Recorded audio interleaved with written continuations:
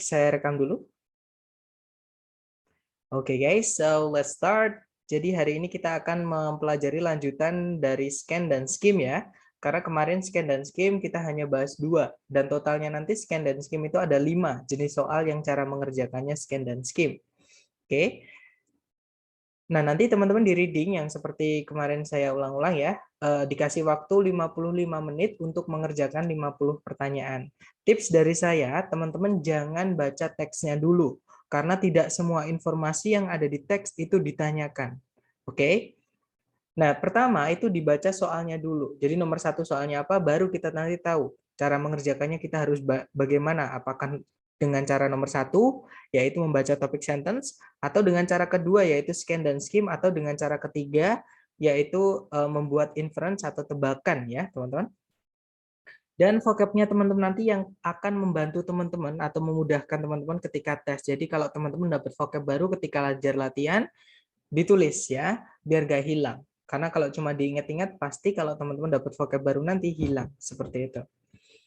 Dan yang saya bilang tadi, ketika teman-teman nanti membaca soalnya dulu, teman-teman akan tahu jenis soal ini, cara mengerjakannya, apakah dia harus membaca topik sentence-nya, apakah dia harus melakukan scan dan skim, atau membaca cepat ya, karena informasinya cluster atau menggerombol di satu titik, teman-teman, atau kita harus membuat inference atau tebak-tebakan, suruh nebak, seperti itu. Nah, kemarin jenis-jenis soal yang cara mengerjakannya adalah membaca topik sentence atau kalimat pertama di setiap paragraf. Ada 3 ya, teman-teman. Yaitu pertanyaan yang menanyakan gagasan utama atau ide pokok atau main idea kalau dalam bahasa Inggris. Kemudian pertanyaan yang menanyakan idea organization, bagaimana penulis mengembangkan idenya di dalam teks.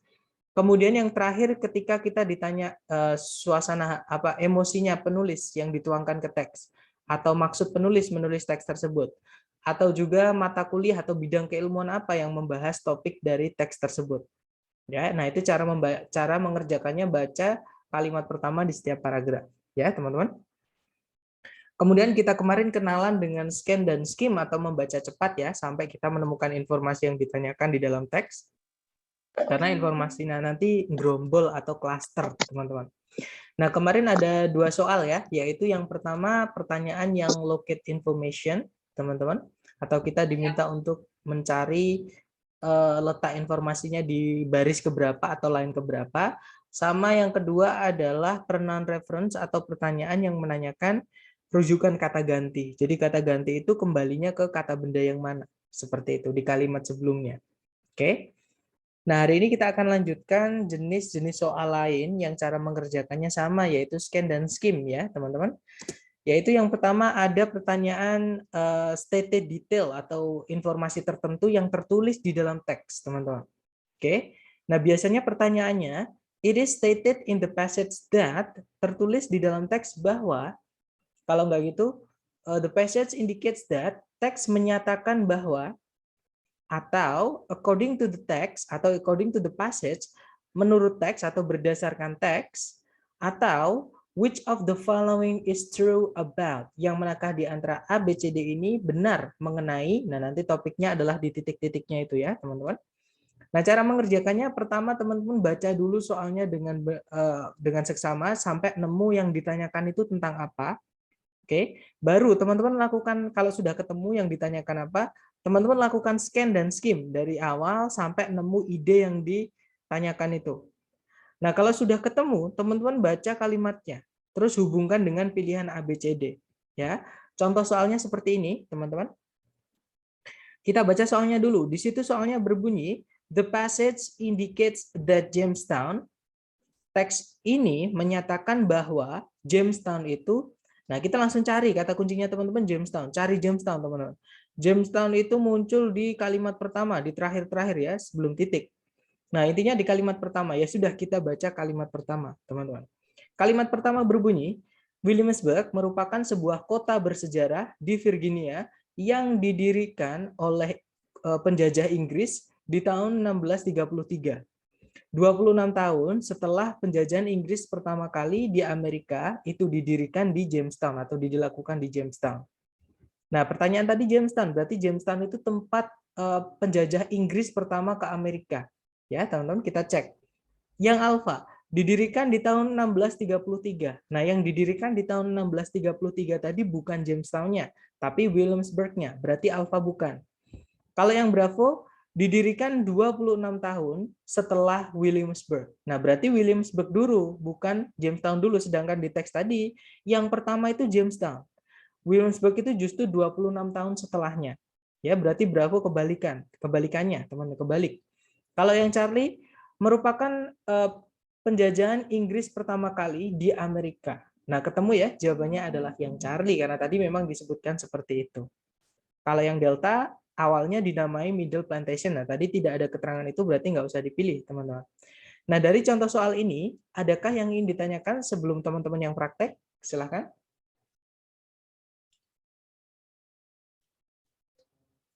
Kalau nggak ada, giliran teman-teman ya. Di sini ada 2 soal, teman-teman coba dulu, jangan takut salah, kita belajar ya, biar teman-teman mengalami, biar dapat instingnya ya. Silahkan teman-teman, waktunya 2 menit dimulai dari sekarang, silahkan.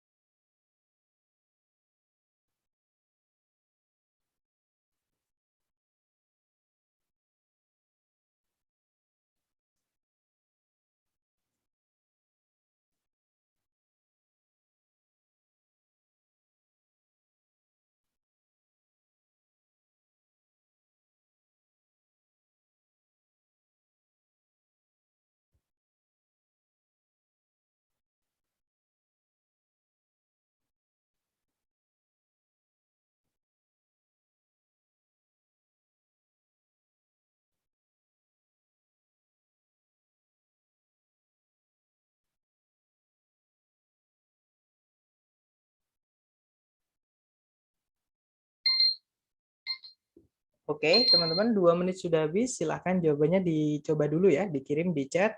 Kemudian kita bahas bersama. Silahkan teman-teman.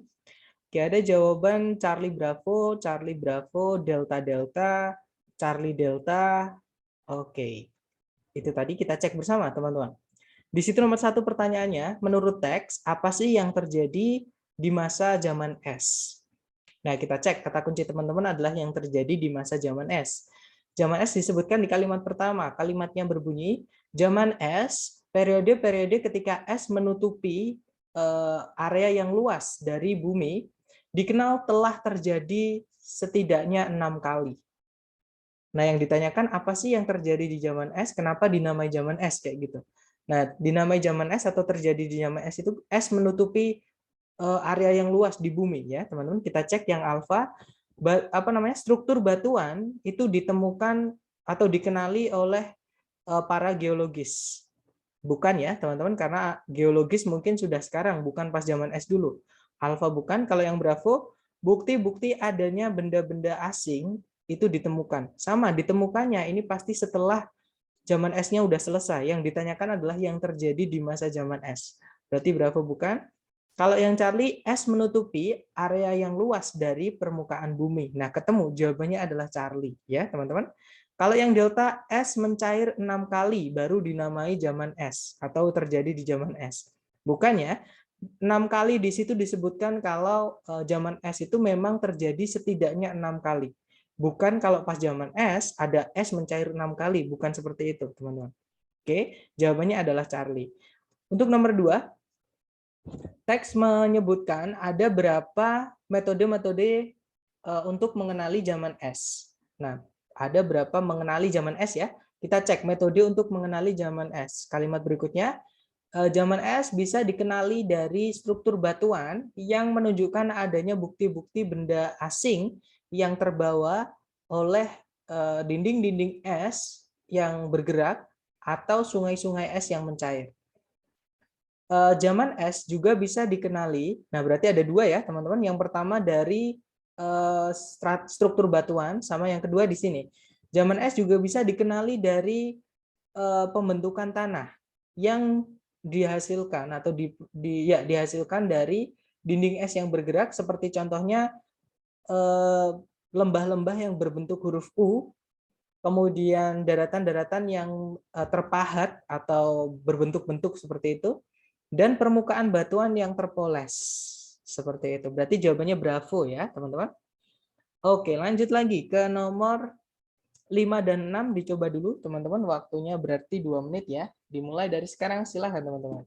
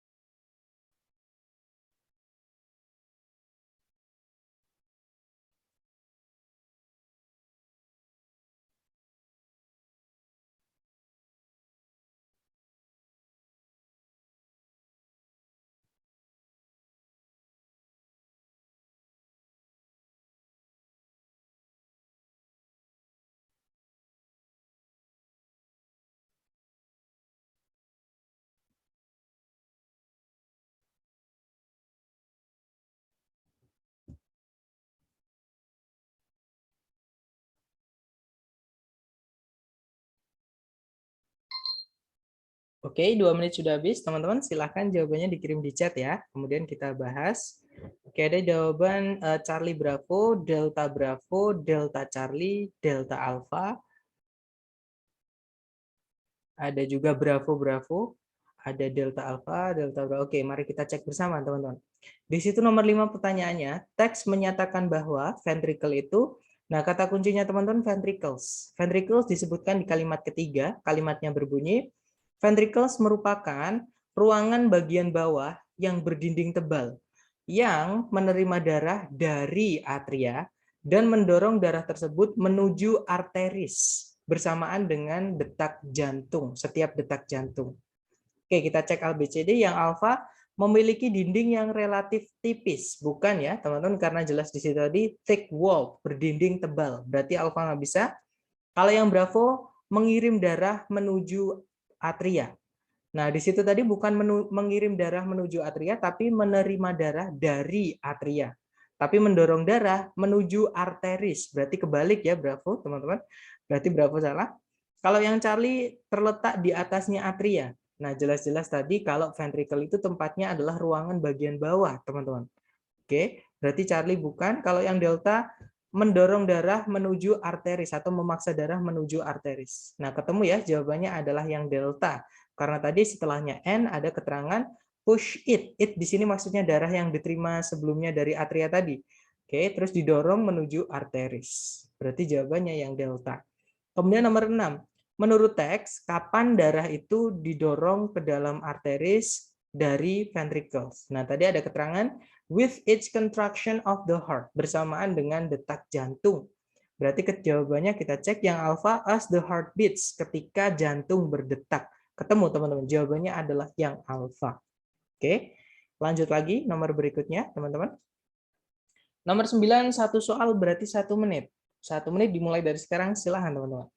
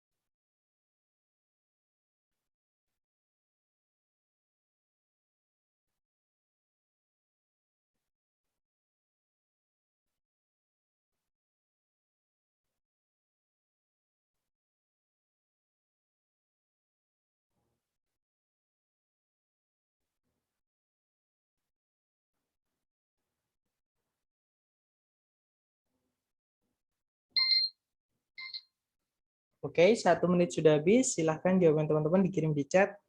Oke, ada jawaban bravo, bravo, bravo. Baik, semuanya menjawab bravo. Kita cek, teman-teman. Di situ nomor 9 pertanyaannya, menurut teks, Golden Age of Railroads, berdasarkan teks, zaman keemasan dari rel kereta api itu, oke, dia disebutkan di kalimat pertama ya, teman-teman. Kalimatnya berbunyi, zaman keemasan dari rel kereta api merujuk pada periode dari akhir Perang Saudara hingga permulaan atau awal Perang Dunia I, ketika rel kereta api muncul dan nyatanya hampir menguasai pasar transportasi massa di Amerika Serikat. Oke, kita cek ABCD. Yang alfa merupakan dampak dari Perang Dunia I. Bukan ya, kalau dampak harusnya setelahnya Perang Dunia I. Sedangkan The Golden Age of Railroads merujuk pada sebelumnya Perang Dunia I. Berarti alfa bukan. Kalau yang bravo merupakan sebuah periode ketika hampir semua transportasi massa di Amerika Serikat itu dikendalikan atau dikuasai oleh rel kereta api. Nah, ketemu. Jawabannya adalah bravo. Oke, good job teman-teman.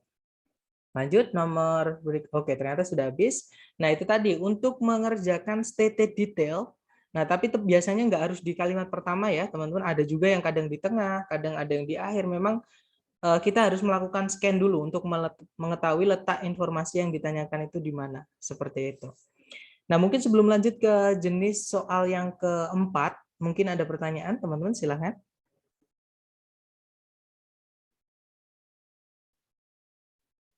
Nggak ada ya? Oke, kalau nggak ada, kita lanjut ke jenis soal keempat, yang cara mengerjakannya juga menggunakan scan dan skim, namanya unstated detail. Nah, sama-sama detail, teman-teman.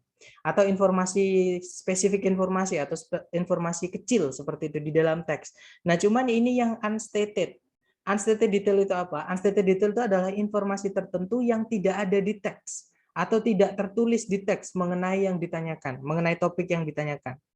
Oke? Atau mengenai apa ya, kata kunci yang ditanyakan maksud saya. Nah, biasanya soalnya nanti ada berbunyi seperti ini, teman-teman. Which of the following is not stated? Kalau nggak gitu not mentioned atau not discussed, atau kalau nggak gitu not true about. Kalau diartikan yang manakah di antara berikut ini, maksudnya ABCD ya, yang tidak dinyatakan atau tidak disebutkan atau tidak dibahas atau tidak benar mengenai, nah kata kuncinya nanti setelah about situ. Oke, kalau nggak gitu all of the following are true except, semua di antara berikut ini benar kecuali, nah berarti kita disuruh mencari yang salah mengenai suatu informasi tertentu. Nah, itu nanti cara mengerjakannya teman-teman kenali dulu di soal ya. Kata kuncinya apa? Oke. Kemudian cari di teks, itu disebutkan di mana. Nah, cuman bedanya dengan yang sebelumnya tadi, teman-teman baca informasi apapun mengenai yang ditanyakan. Jadi nggak cuma satu kalimat, teman-teman. Sampai informasinya selesai atau sampai paragrafnya selesai. Seperti itu. Oke, kemudian kita hubungkan dengan pilihan ABCD. Nah, di pilihan ABCD itu yang nggak ada di teks tadi yang mana? Seperti itu. Atau contoh ya, di sini ada 2 soal. Contoh pertama adalah nomor 1, All of the following are true about blood plasma, except that semua di antara berikut ini ABCD benar mengenai plasma darah, kecuali bahwa, nah kita cek kata kuncinya teman-teman adalah plasma darah. Plasma darah itu disebut di kalimat pertama, teman-teman. Kalimatnya berbunyi, plasma darah merupakan sejenis cairan yang hampir tidak memiliki warna dan bening. Nah, kemudian paragraf kedua menggunakan it. Itu maksudnya merujuk ke blood plasma juga. Berarti kita lanjut, teman-teman, karena masih ngomongin blood plasma. Plasma darah mengandung darah yang di dalamnya atau yang darinya sel darah merah dan sel darah putih telah diambil atau telah dipindahkan. Kalimat berikutnya masih pakai it. Kita baca lagi. Plasma darah sering digunakan dalam transfusi karena seorang pasien umumnya memerlukan porsi plasma darah yang lebih banyak dibandingkan komponen-komponen darah yang lain. Seperti itu. Nah, baru kalau paragrafnya sudah habis, teman-teman hentikan bacanya nggak apa-apa ya. Karena paragraf lain itu topiknya beda, topik sentencenya beda. Oke, kita baca ABCD, teman-teman. Yang alfa, plasma darah itu merupakan sejenis cairan yang warnanya sangat mencolok. Bukan ya, teman-teman. Jelas-jelas tadi kalau plasma darah adalah sejenis cairan yang hampir tidak punya warna dan bening. Nah, bukan mencolok, berarti ketemu yang salah mengenai plasma darah adalah yang alfa. Kalau yang bravo, sel-sel darah itu telah diambil darinya, telah dikeluarkan darinya. Nah, tadi ada it consists of blood from which the red and white blood cells have been removed. Jadi mengandung darah yang dari darah tersebut sel darah merah dan putihnya sudah dipindahkan atau diambil. Seperti itu. Kemudian kalau yang Charlie, pasien umumnya ditransfusi menggunakan itu. Nah, tadi ada ya, karena pasien itu umumnya memerlukan porsi plasma darah lebih besar dibandingkan komponen darah yang lain tadi di kalimat terakhir paragraf 1. Oke, berarti Charlie bukan.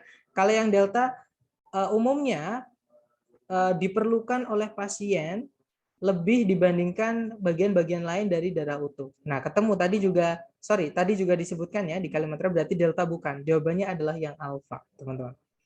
Kalau nomor 2, yang manakah di antara berikut ini yang tidak disebutkan di teks mengenai darah utuh? Nah, kalau tadi plasma darah, sekarang darah utuh kata kunci, teman-teman. Darah utuh itu disebutkan di paragraf 2, teman-teman. Kalimatnya berbunyi, plasma itu berbeda dalam beberapa hal dari darah utuh. Pertama-tama, plasma darah itu bisa dicampurkan ke semua donor dan tidak harus dari golongan darah yang tepat atau yang sama. Sedangkan darah utuh itu demikian, maksudnya harus dari golongan darah yang sama, ya teman-teman. Kemudian berikutnya, in addition, sebagai tambahan, plasma itu bisa dikeringkan dan disimpan, sedangkan darah utuh itu tidak bisa dikeringkan dan tidak bisa disimpan. Oke, kita hubungkan ABCD ya. Yang alfa, plasma darah itu darah utuh ya yang ditanyakan tadi. Darah utuh itu berbeda dari plasma darah. Nah, di teks tadi ada, berarti alfa bukan, teman-teman. Kalau yang bravo, darah utuh itu tidak bisa dikeringkan. Nah, tadi di akhir ya, ada juga darah utuh itu tidak bisa dikeringkan dan tidak bisa disimpan. Berarti bravo bukan. Kalau yang Charlie, tidak mungkin untuk menyimpannya di penyimpanan untuk waktu yang lama. Di kalimat terakhir tadi juga disebutkan, berarti jawabannya delta ya, teman-teman. Darah utuh itu sejenis cairan yang tidak memiliki warna dan bening. Nah, ini bukan darah utuh. Ini adalah plasma. Ya. Jadi plasma itu yang bening, teman-teman. Kalau yang darah utuh yang ada warnanya merah itu. Oke, berarti bukan yang ABC tapi jawabannya adalah yang delta. Nah, dari contoh mungkin ada yang ingin ditanyakan dari teman-teman sebelum praktek, silakan.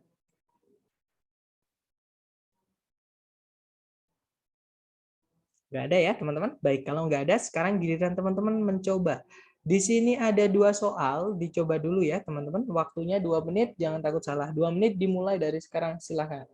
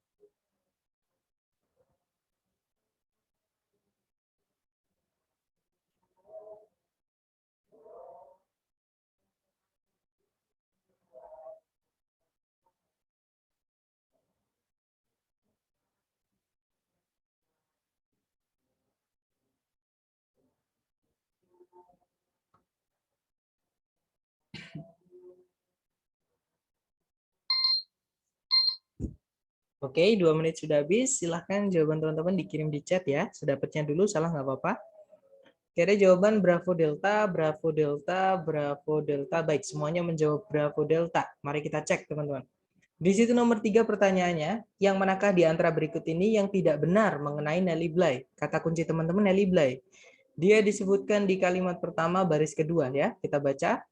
Elizabeth Cochrane Seaman merupakan seorang jurnalis Amerika pada pertukaran abad yang menulis bagi surat kabar harian New York World di bawah nama pena Nelly Bly atau nama samaran Nelly Bly.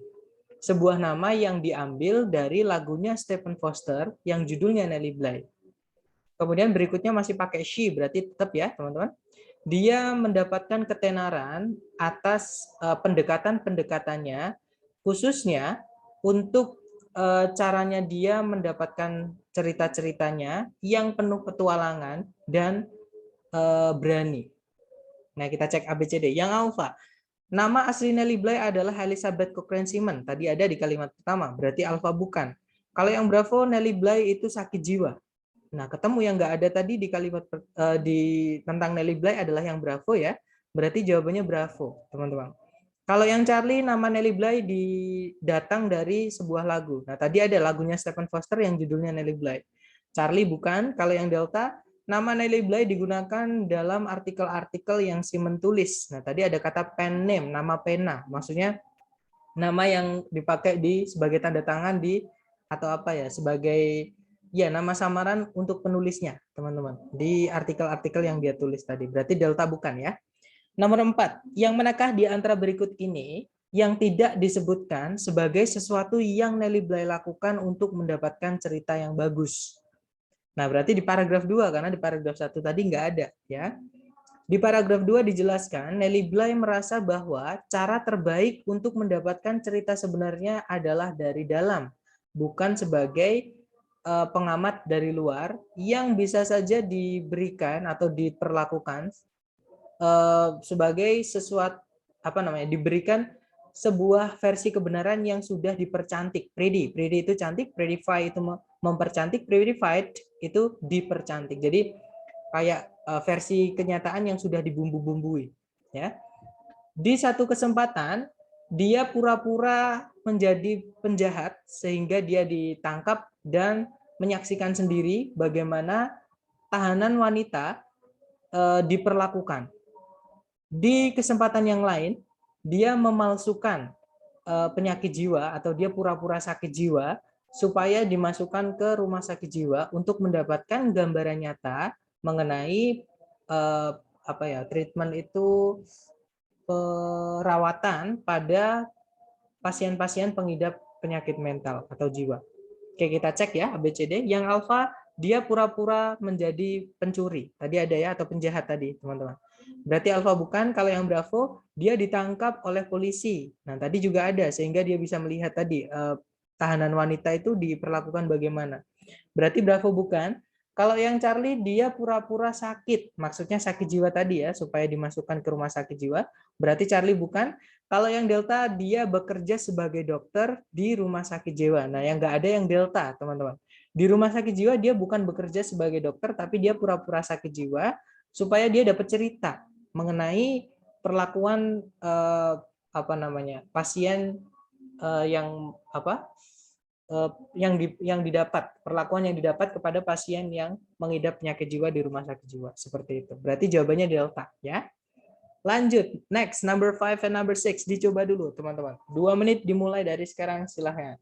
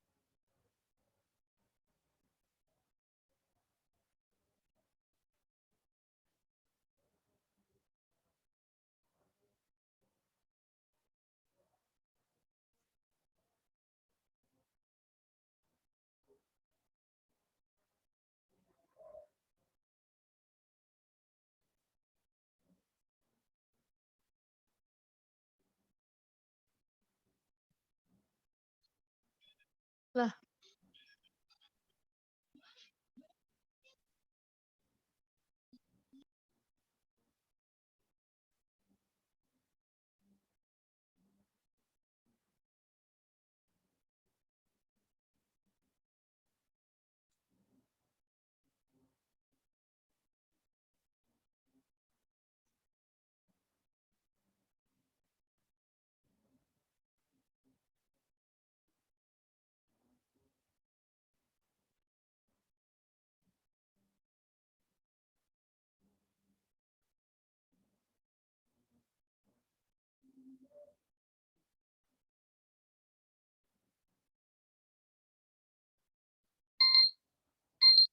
Oke, 2 menit sudah habis. Silahkan jawaban teman-teman dikirim di chat ya. Kemudian kita bahas bersama. Silahkan teman-teman, sedapatnya dulu.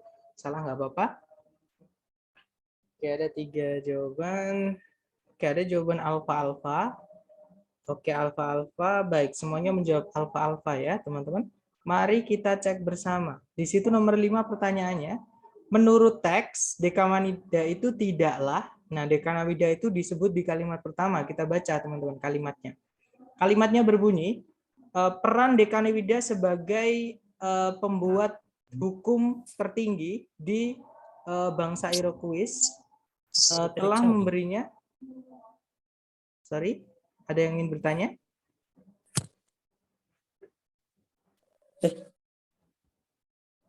Oke, kalau nggak ada saya lanjut ya, teman-teman.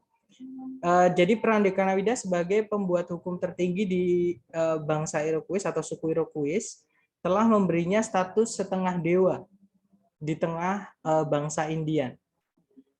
Terlahir ke dalam suku Huron, Dekanawida itu memberikan rasa takut yang besar di orang tuanya atau ke orang tuanya yang pernah berusaha untuk menenggelamkannya ketika dia masih kecil setelah sebuah ramalan itu dibuat yang menyatakan bahwa dia akan membawa duka yang besar kepada bangsa Huron. Kemudian Dekanawida berhasil melarikan diri, maksudnya bertahan hidup dari percobaan penenggelaman ini, namun kemudian meninggalkan rumah dan suku orang tuanya untuk tinggal bersama Iroquois. Nah, kita cek ABCD ya, teman-teman. Yang alpha, lawmaker, tadi ada ya, kalau Dekanawida itu adalah lawgiver, lawmaker sama lawgiver sama aja, teman-teman. Hanya sinonim. Alpha bukan, kalau yang Bravo, Huron by birth. Seorang Huron secara kelahiran. Tadi juga ada ya, karena dia terlahir di suku Huron, berarti dia secara kelahiran berdarah Huron.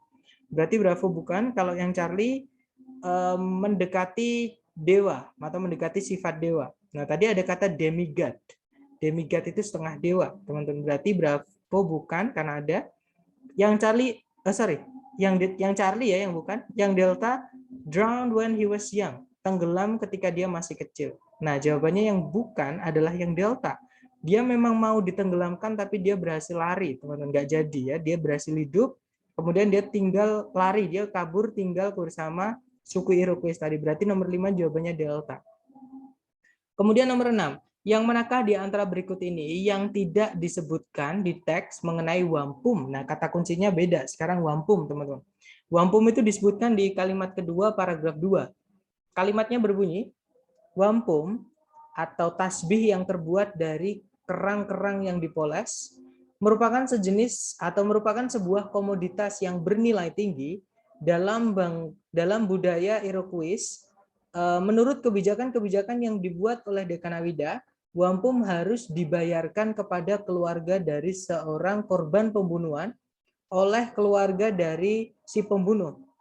Karena pembunuh juga harus dihukum mati, keluarga dari si pembunuh harus membayar keluarga yang dibunuh atau keluarga korban dalam bentuk wampum untuk 2 kematian, yaitu kematian dari korban pembunuhan dan kematian dari si pembunuh. Kebijakan-kebijakan ini, nah ini udah bukan ngomongin wampum, berarti nggak perlu dilanjut teman-teman. Karena yang ditanyakan tentang wampum ya. Kita cek ABCD yang alfa, wampum itu digunakan secara besar-besaran oleh suku Huron. Nah, tadi tidak ada penyebutan suku Huron sama sekali di teks ketika kita baca mengenai wampum, informasi mengenai wampum. Berarti ketemu yang tidak disebutkan di teks mengenai wampum, ya jawabannya alfa. Ya, teman-teman. Karena yang Bravo, wampum memiliki nilai yang tinggi bagi Iroquois. Tadi ada ya, dia adalah komoditas yang bernilai tinggi. Bravo bukan. Kalau yang Charlie, wampum diberikan kepada keluarga korban pembunuhan. Tadi juga ada, Charlie bukan. Kalau yang Delta, wampum itu dibuat dari kerang yang dipoles. Tadi juga ada ya, teman-teman. Berarti yang Delta bukan, jawabannya adalah yang Alpha. Lanjut lagi, teman-teman.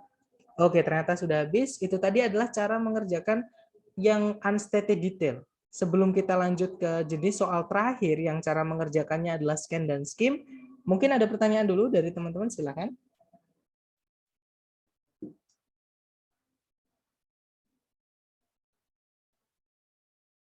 Nggak ada ya? Kalau nggak ada, kita lanjut, teman-teman. Di soal terakhir yang cara mengerjakannya juga pakai scan dan skim, namanya adalah vocabulary questions. Nah, vocabulary seperti biasa kosakata ya, teman-teman. Maksudnya adalah kosakata dengan definisi atau makna atau maksud di dalam teks tersebut.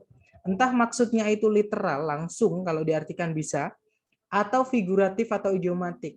Namanya perumpamaan, atau kita nggak bisa langsung artikan kata per kata. Seperti itu. Ya.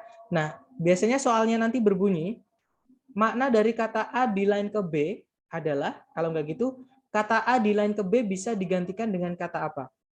Atau kata A di line ke B paling mendekati maknanya dengan. Nah, kalau teman-teman mendapati soal seperti ini, caranya adalah baca juga kalimat sebelumnya dan kalimat setelahnya kata itu terdapat, atau kalimat yang mencakup kata itu. Jadi nanti ada 3 kalimat yang teman-teman baca. Kalimat sebelum kata itu disebutkan, kalimat di mana kata itu disebutkan, dan kalimat setelahnya. Nanti dari situ teman-teman akan dapat konteksnya. Walah, kata itu tuh maksudnya seperti apa. Seperti itu ya. Atau kita ke contoh soal. Di sini ada 3 contoh soal ya, teman-teman. Nomor 1 pertanyaannya adalah, menurut line pertama dari teks, apa sih teddy bear itu? Nah, kata kunci teman-teman teddy bear di line pertama, dia di kalimat pertama. Kalau di kalimat pertama karena nggak ada kalimat sebelumnya, teman-teman cukup baca pertama dan kedua. Ya, kalimatnya berbunyi, teddy bear merupakan sebuah mainan anak-anak, sebuah mainan berbentuk hewan yang diisi dengan benda-benda lembut yang dimaksudkan untuk dipeluk. Teddy bear itu, meskipun demikian, sebuah mainan dengan sebuah sejarah yang menarik di belakangnya atau di baliknya. Oke, nah mari kita cek ABCD. Yang alfa, berarti intinya teddy bear itu mainan ya, teman-teman. Yang alfa, ferocious animal, binatang buas, bukan. Kalau yang Bravo, Presiden Amerika Serikat, juga bukan ya, teman-teman. Kalau yang Charlie, seorang pemburu yang terkenal, juga bukan, karena dikasih mainan ke anak-anak, dikasihkan ke anak-anak buat mainan. Nggak mungkin kita ngasih anak-anak kita mainan pemburu ya, malah bahaya. Kalau yang Delta, a plaything, sebuah mainan. Nah, ketemu, jawabannya adalah Delta. Oke. Nomor 2, lihatlah kata past tense di paragraf 2. Kata ini bisa digantikan dengan, nah atau sinonimnya past tense di line kedua itu apa sih? Kayak gitu ya, teman-teman. Kita cek past time itu muncul di kalimat kedua. Kita baca dari kalimat pertama paragraf 2. Kalimatnya berbunyi, Theodore Roosevelt atau Teddy, seperti biasanya dia dipanggil, merupakan Presiden Amerika Serikat sejak 1901 hingga 1909. Dia merupakan seorang pria yang sangat aktif dengan berbagai macam pastimes. Salah satunya adalah berburu. Suatu hari presiden atau maksudnya Theodore Roosevelt tadi diajak untuk mengikuti perburuan beruang. Nah, berarti past tense itu ketika dia sudah jadi presiden ya, teman-teman. Mari kita cek ABCD. Yang alpha past occurrences, kejadian-kejadian masa lalunya, bukan ya.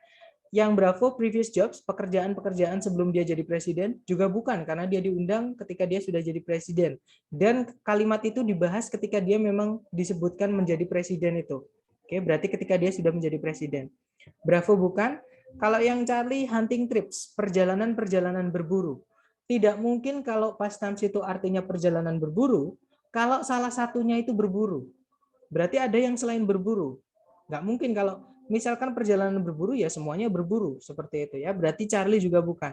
Jawabannya adalah yang delta, teman-teman. Leisure activities atau aktivitas di waktu luang atau sebutannya adalah hobi. Ya. Memang kalau kita cek di kamus, past times itu artinya adalah dia kata benda ya, teman-teman. Artinya adalah something that you do because you think it is enjoyable or interesting. Sesuatu yang kamu lakukan karena kamu merasa sesuatu tersebut itu menyenangkan atau menarik, atau sinonimnya adalah hobi. Contohnya, reading was her favorite pastime. Membaca merupakan hobi favoritnya. Contohnya seperti itu. Oke, berarti jawabannya delta, right? Nah, kalau teman-teman misalkan latihan menemukan soal vocab seperti ini, buka kamus nggak apa-apa. Syaratnya setelah teman-teman dapat vocab baru ditulis, ya biar nggak hilang, teman-teman. Sama seperti saya juga gitu, kalau saya belajar menemukan vocab baru sampai sekarang ya, akan saya tulis. Jadi koleksinya nanti banyak sekali. Dan kita nggak perlu menghafal, kita hafal sendiri. Oke?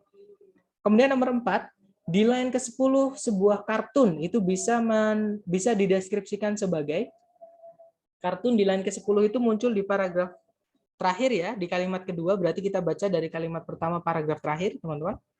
Kalimatnya berbunyi, insiden tersebut menarik banyak perhatian di antara para jurnalis. Awal mulanya, sebuah kartun yang digambar oleh Clifford K. Berryman untuk membuat lelucon dari situasi ini muncul di dalam koran Washington Post. Dan kartun tersebut secara luas disebarluaskan dan dicetak kembali di seluruh negeri.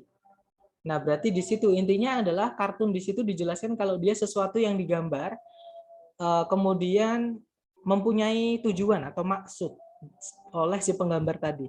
Kita cek ABCD. Yang alpha newspaper, sebuah koran, bukan ya. Kalau yang Bravo, a type of teddy bear, sejenis teddy bear. Itu juga bukan. Kalau yang Charlie, sebuah gambar dengan sebuah pesan. Nah, di sini sebuah gambar tadi memang digambar ya sama Clifford K. Berryman, ada keterangan drawn by, digambar oleh. Berarti memang dia gambar, teman-teman. Kemudian with a message, dengan sebuah pesan atau maksud. Maksudnya untuk membuat lelucon dari situasi tadi.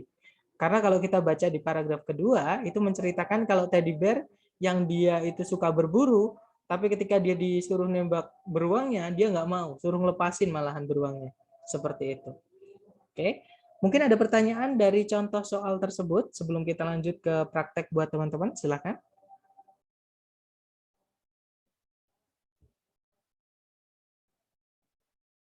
Nggak ada, teman-teman? Baik, kalau nggak ada, kita lanjut ke praktek buat teman-teman. Di sini ada 2 soal, waktunya 2 menit, dimulai dari sekarang, silakan teman-teman.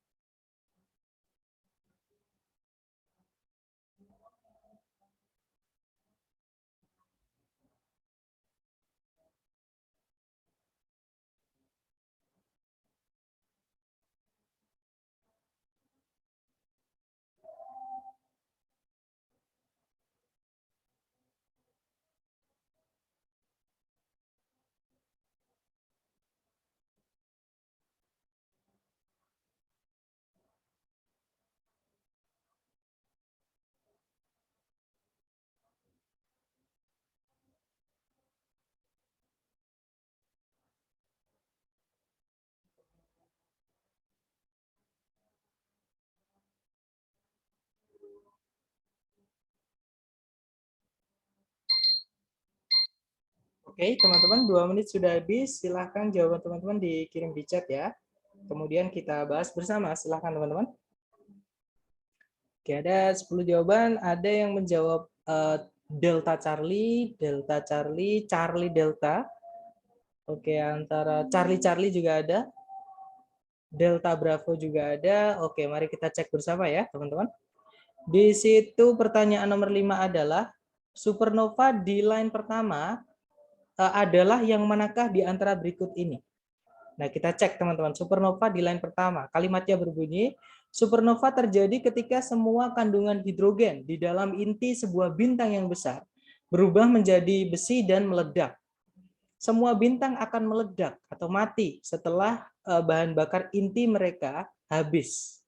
Nah, berarti intinya di situ tadi supernova itu adalah ngomongin ledakan bintang ya atau bintang yang meledak. Kita cek ABCD, teman-teman. Dia adalah kejadian ya, karena ada kata occurs, artinya terjadi.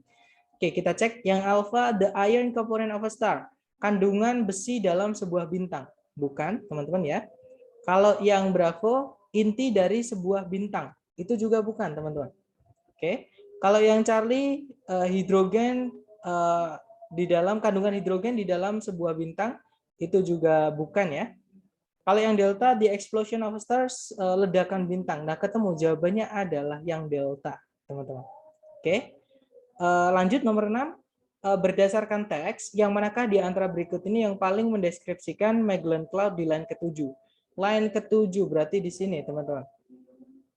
Dia muncul di kalimat pertama paragraf kedua, berarti kita baca kalimat pertama paragraf kedua dan kalimat ketiganya ya. Sorry, dia kalimat pertama dan kalimat kedua. Kita baca, teman-teman. Kalimatnya berbunyi, ledakan bintang itu tidak sering terjadi. Mereka terjadi sekitar sekali setiap 100 tahun di galaksi manapun. Dan di tahun 1987, sebuah supernova atau sebuah ledakan bintang yang bisa dilihat dengan mata telanjang terjadi di Magellan Cloud, sebuah galaksi yang dekat dengan Milky Way. Oke, kemudian para ilmuwan secara berkala mendeteksi atau menemukan ledakan-ledakan bintang di galaksi-galaksi yang lain. Namun, tidak satupun ledakan bintang pernah terjadi di Milky Way atau Bima Sakti ya, galaksi yang mencakup bumi sejak tahun 1604. Jadi sejak tahun 1604 nggak ada ledakan bintang di Milky Way, teman-teman. Oke, mari kita cek ABCD. Yang alfa sebuah galaksi di dalam galaksi Bima Sakti atau Milky Way. Bukan ya, bukan di dalamnya. Tapi ada keterangan close to, di dekatnya, teman-teman. Kalau yang Bravo, a cloud, sebuah awan, bukan awan ya, ini galaksi. Jelas-jelas tadi, Magellan Cloud adalah sebuah galaksi yang dekat dengan Milky Way. Berarti Bravo bukan. Kalau yang Charlie, sebuah galaksi dekat dengan galaksinya Bumi. Nah, ketemu jawabannya Charlie. Di situ tadi dijelaskan Milky Way itu adalah galaksi yang mencakup Bumi. Atau Bima Sakti ya. Bima Sakti itu bahasa Inggrisnya Milky Way, teman-teman. Oke, berarti jawabannya Charlie. Kalau yang Delta, sebuah awan. Nah, bukan awan, dia adalah galaksi, teman-teman. Oke, berarti jawabannya Charlie. Lanjut lagi. Nomor 1 dan 3 waktunya 2 menit. Dimulai dari sekarang, silahkan teman-teman.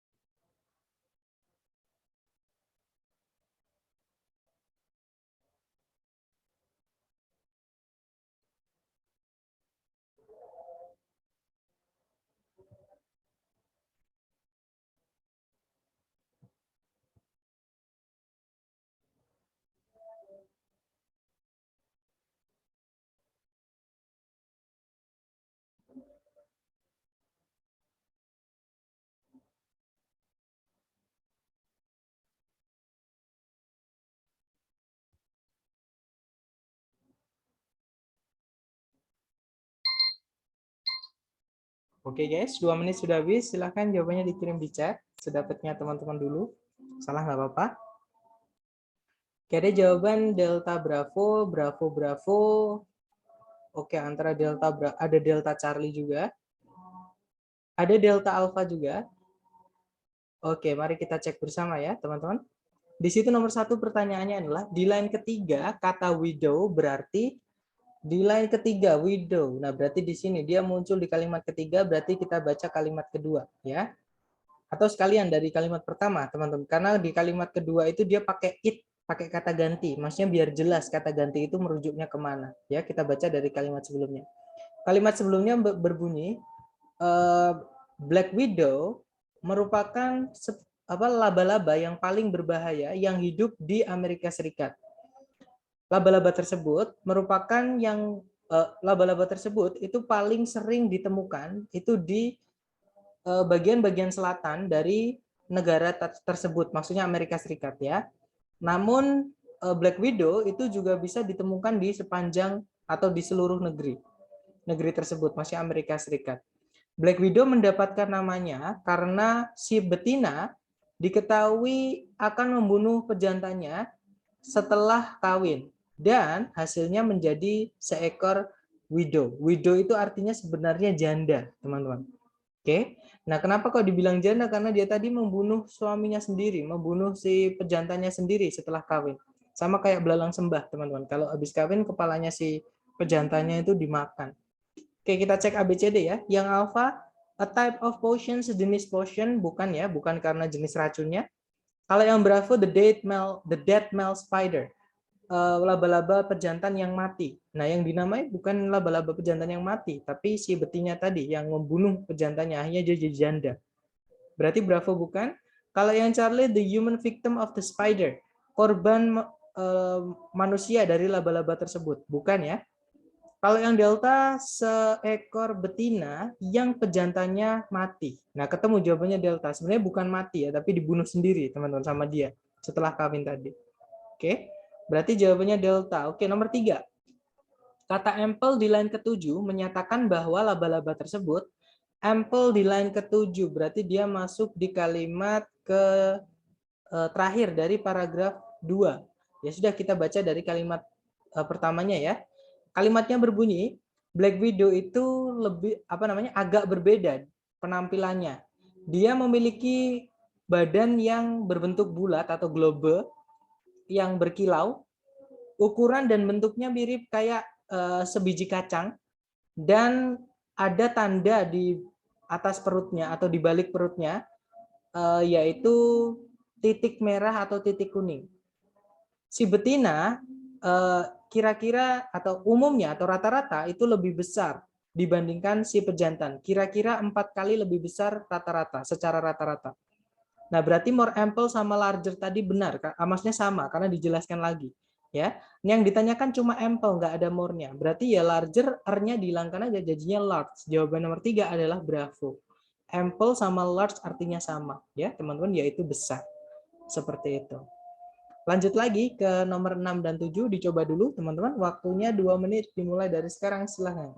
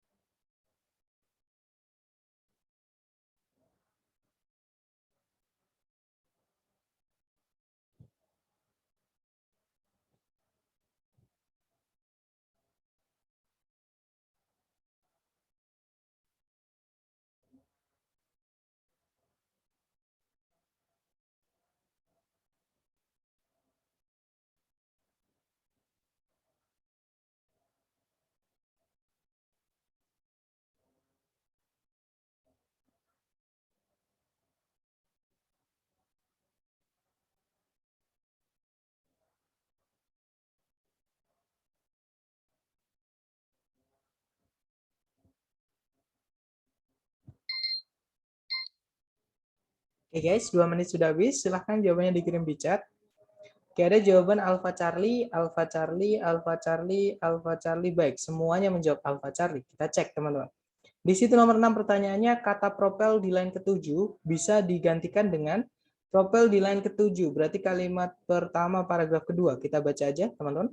Secara umum, sebuah angin puyuh itu menerjang kira-kira beberapa ratus yard dan bertahan kurang dari sejam.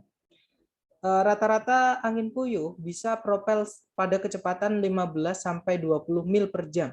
Dan oleh karena itu mengcover atau mencakup jarak 20 atau sekian mil. Nah, berarti propel tadi ngomongin tentang ini ada satuannya 15 mil per jam. Itu ngomongin pergerakan atau perpindahan ya, teman-teman. Kita cek ABCD yang alfa bergerak atau berpindah. Nah, ketemu propel jawabannya yang alfa. Oke, karena ada kecepatan tadi. Kalau nomor 7, yang manakah di antara berikut ini yang paling mendekati maknanya dengan kata devastating di line ke-9? Di line ke-9 berarti ini ya, the most devastating tornado. Kita baca dari kalimat lanjutannya tadi, teman-teman. Tornado meskipun demikian itu bisa jauh lebih buruk dibandingkan rata-rata. Tornado yang paling buruk, nah berarti di sini ngelanjutin yang tadi ya, worst teman-teman, lebih buruk. Nah di sini most devastating berarti yang paling buruk di rekor itu terjadi di tanggal 18 Maret 1925 di negara bagian Missouri, Illinois, dan Indiana. Nah berarti di sini ngomongin tentang lebih buruk, the most devastating itu berarti yang paling buruk. Cari ABCD yang artinya buruk teman-teman atau konotasinya buruk ya. Yang alpha, describe itu artinya jelas. Jelas itu positif bukan negatif. Alpha bukan. Kalau yang bravo, delicate itu artinya lemah lembut, teman-teman. Oke, lemah lembut, masa tornado lemah lembut? Bukan ya. Atau lemah gemulai? Bukan ya. Bravo bukan. Kalau yang Charlie, destruktif artinya merusak. Nah, ketemu jawabannya adalah yang Charlie. Oke, kalau yang Delta, determined itu artinya pasti atau tidak mudah goyah. Nah, itu biasanya untuk orang ya. Jadi untuk pendirian seperti itu. Nah, bukan jawabannya Charlie, teman-teman, destruktif tadi. Oke, jadi maksudnya adalah angin puyuh yang paling merusak di rekor itu terjadi di tanggal 18 Maret seperti itu. Berarti jawabannya Charlie. Oke, lanjut lagi. Oke, ternyata sudah habis, teman-teman. Nah, berarti kita sudah selesai dengan cara scan dan skim. Ada 5 jenis soal. Yang pertama adalah locate information, yaitu mencari letak informasi di baris keberapa mengenai yang ditanyakan. Yang kedua, pronoun reference, itu rujukan kata ganti. Oke, biasanya disebutkan, kalau nggak gitu ditebelin teman-teman di teks. Oke, nanti dibaca dari kalimat sebelumnya. Biar teman-teman tahu kata ganti itu menjelaskan kata benda apa sebelumnya, seperti itu. Kemudian yang ketiga tadi ada detail, ya, detail yang tertulis di teks. Teman-teman cari kata kunci yang ada di soal, kemudian dibaca di teks sampai nemu kata kunci tersebut. Kalau sudah dibaca kalimatnya, kemudian hubungkan dengan pilihan ganda. Kalau yang ketiga unstated detail, itu detail yang tidak ada di teks, teman-teman. Jadi teman-teman cari dulu kata kunci yang ditanyakan di soal, kemudian scan sampai nemu kata kunci tersebut di soal. Kalau sudah, baca informasi apapun mengenai kata kunci tersebut di teks. Kemudian hubungkan dengan pilihan ABCD yang nggak ada dari yang teman-teman baca tadi, yang mana berarti itu jawabannya. Dan yang terakhir yang barusan kita bahas namanya vocabulary question atau pertanyaan kosakata. Oke, caranya dibaca dari kalimat sebelumnya, kalimat yang mengandung, dan kalimat setelahnya. Karena biasanya vocab itu adalah sebagai penjelasan kata lain yang sebelumnya sudah dijelaskan. Atau kata tersebut akan dijelaskan kembali di kalimat setelahnya. Jadi makanya kita baca kalimat sebelum dan kalimat setelahnya juga. Ya. Nah, itu tadi adalah soal-soal yang cara mengerjakannya scan dan skim. Teman-teman di reading. Mungkin ada pertanyaan dulu sebelum saya tutup. Silakan, teman-teman.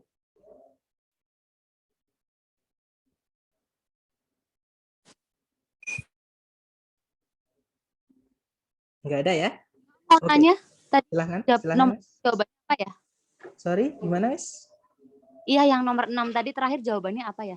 Yang alpha, Mas, yang bergerak atau berpindah. Oh, Seperti itu. oke. Terima kasih. Oke, good question. Mungkin ada pertanyaan lagi, teman-teman?